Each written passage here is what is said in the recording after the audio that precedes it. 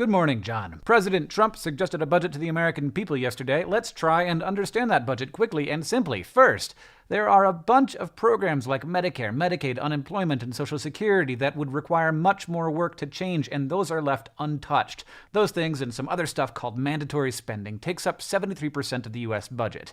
These blocks here represent the $1,064 billion that is discretionary spending in the U.S. Every block is $1 billion, so there's 1,064 blocks on this page. Let's look at how things stand today, keeping in mind that this is just the 27% of the budget that is discretionary. About 590 blocks are the military, more than half the total. Health and Human Services is 84 blocks, Veterans Affairs is another 75, Education 68 blocks, Housing and Urban Development 47, Homeland Security 41, State Department and International Aid 38, Energy 30, Agriculture 23 blocks, NASA 20, Transportation 18, Labor 12, Treasury, which is like the IRS and some other stuff, 12 blocks, Commerce 9 blocks, the EPA is 8 blocks, the Corporation for Public Broadcasting half a block, and a bunch of other tiny stuff that adds up a little bit.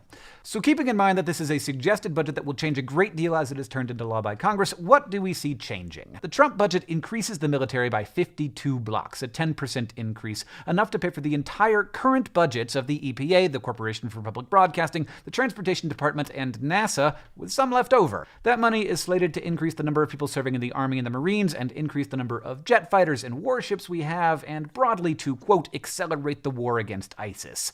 4.5 blocks go to Veterans Affairs, earmarked for healthcare programs. Also increasing by about 3 blocks is Homeland Security, which will be dedicated largely to border control. A full block and a half going to detention and removal of undocumented immigrants. 2.5 blocks going to the down payment to build a big, beautiful wall. You might have noticed that added up to more than 3 blocks. There are also some cuts within Homeland Security, mostly counterterrorism stuff. And that's it for the increases. Now let's go through how those things are paid for without dramatically increasing the budget. 13 blocks are going to come out of Health and Human Services, including the Low-Income Home Energy Assistance Program, which basically helps poor people stay warm in the winter, but it also includes cutting 6 blocks out of the National Institutes of Health for Biomedical Research, one of the largest sources of research funding in the world.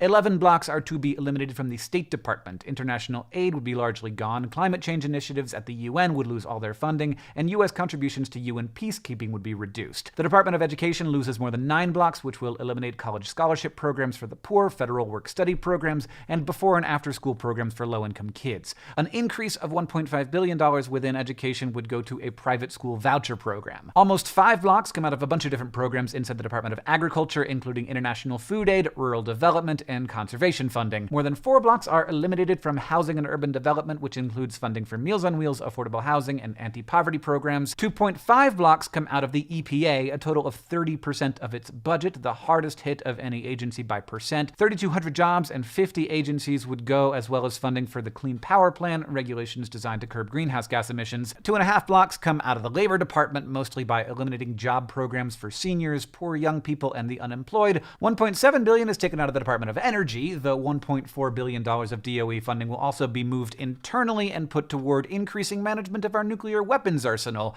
Decreases come out of programs supporting development of advanced and future clean energy technology. The Department of the Interior loses a block and a half, funding that supports wildlife refuges and national heritage areas and the acquisition of new federally protected land. 1 block comes out of the Department of Justice, mostly because of decreasing prison populations, which is actually good news all around, and NASA gets a small cut, which comes almost entirely out of the parts that study the Earth's climate. Oh. What's that little block over there? That's probably not important, right? Just 1 block? That contains, oh yeah, the entire National Endowment for the Arts, the National Endowment for the Humanities, the Institute of Museum and Library Services, and the entire budget for the Corporation for Public Broadcasting, which supports public TV and radio. All those things, all together, 1 block under Trump's budget, they don't exist anymore. That is basically, very basically, because there are thousands of programs within these departments, and knowing which ones do what is not going to fit into a fun little YouTube video, but basically, what this budget asks for.